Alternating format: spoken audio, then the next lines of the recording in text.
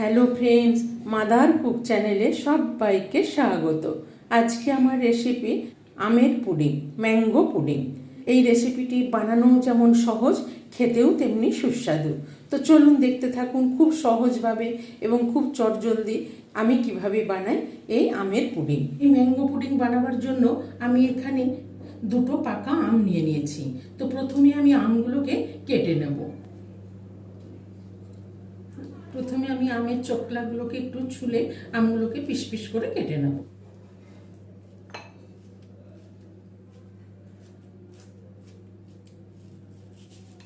এখানে আমি দুটো আমকে কেটে নিলাম। এবার আমি একটা মিক্সির বাটিতে নিয়ে নেব। আমগুলোকে আমি ভালো করে পেস্ট করে নেব। দেখুন আমি আমটাকে ভালো করে পেস্ট করে নিলাম। এবার এখানে আমি একটা সসপ্যান নিয়ে নিয়েছি। এর মধ্যে এই আমের পাল্পটা দিয়ে দেব। আর দিয়ে দেবো এখানে 4 চামচ চিনি নিয়ে নিয়েছি, চিনিটা দিয়ে দিলাম। আর হাফ কাপ দুধ নিয়েছি, এই হাফ কাপ দুধটা দিয়ে দিলাম। আর এখানে আমি 2 চামচ ভ্যানিলা কাস্টার্ড পাউডার নিয়ে নিয়েছি। এই কাস্টার্ড পাউডারটা আমি দুধ দিয়ে গুলে নেব।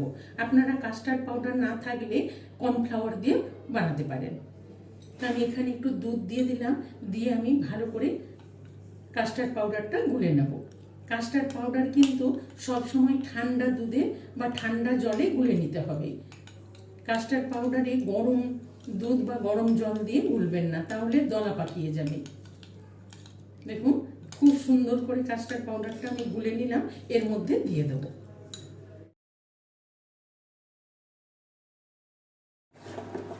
ভালো করে মিশাবার জন্য আমি একটা হ্যান্ড বিটার নিয়ে ভালো করে ফেটিয়ে নেব। কেন কি এর মধ্যে যাতে কোনো লাম্পস না থাকে। দানা দানা থাকলে পুডিংটা ভালো হবে না, স্মুথ হবে না। খুব সুন্দর একদম স্মুথ হয়ে গেছে। এবার আমি ইন্ডাকশনটা চালু করে দেবো। লোতে দিয়ে আস্তে আস্তে নাড়তে থাকবো যতক্ষণ না এটা ভালোভাবে জমে যাচ্ছে। সব কিছু দিয়ে আমি ভালো করে একটুখানি ফুটিয়ে নিলাম। আমের পাল্পটা দেখুন কতটা ভারী হয়ে গেছে। এবার আমি এই অবস্থায় বন্ধ করে দেব, দিয়ে ঠান্ডা করে নেব। এটা ঠান্ডা হলে আরও এটা ভারী হয়ে জমে যাবে। তো এবার আমি নামিয়ে নেব এটাকে। এবার পুডিংয়ের আমি ক্যারামেলটা তৈরি করে নেব। তার জন্য আমি একটা ফ্রাই প্যান চাপিয়ে এখানে 2 চামচ মতো চিনি দিয়ে দিলাম। চিনি দিয়ে আমি আস্তে আস্তে চিনিটা মেল্ট হতে দেবো। চিনিটা আস্তে আস্তে গলতে শুরু করেছে। এবার আমি চিনিটাকে একটু নেড়ে নেড়ে হালকা একটু ক্যারামেল তৈরি করে নেব। ব্রাউন করে দেখুন ক্যারামেলটা খুব সুন্দর তৈরি হয়ে গেছে। এবার আমি অফ করে দিলাম। এটা একটু ঠান্ডা হয়ে গেলে আমি একটা বাটির মধ্যে ঢেলে নেব। আমি একটাখানে বাটি নিয়ে নিয়েছি। এইটার মধ্যেই আমি পুডিংটা জমতে দেব। সেই জন্য এর মধ্যেই আমি ক্যারামেলের শিরাটা দিয়ে দেব।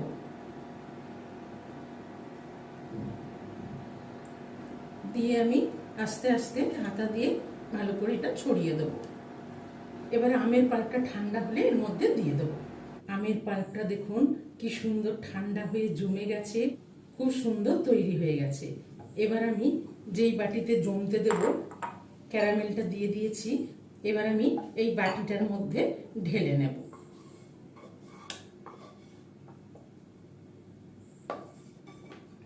দেখুন আমি পুরোটা দিয়ে দিলাম, দিয়ে আমি ভালো করে চারিদিকে ছড়িয়ে দেব। দিয়ে আমি এবার এখানে একটা বাটার পেপার নিয়ে নিয়েছি। এই বাটার পেপারটা আমি চারিদিক থেকে ভালো করে মুড়ে নেব।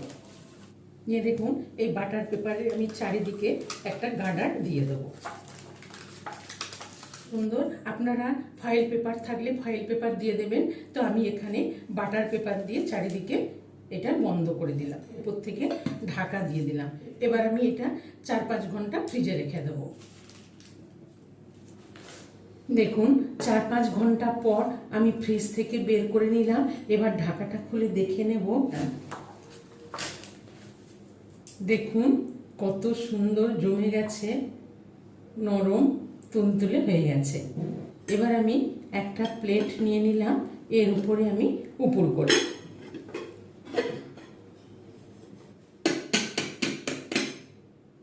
আস্তে করে বাটিটা উঠিয়ে নেব।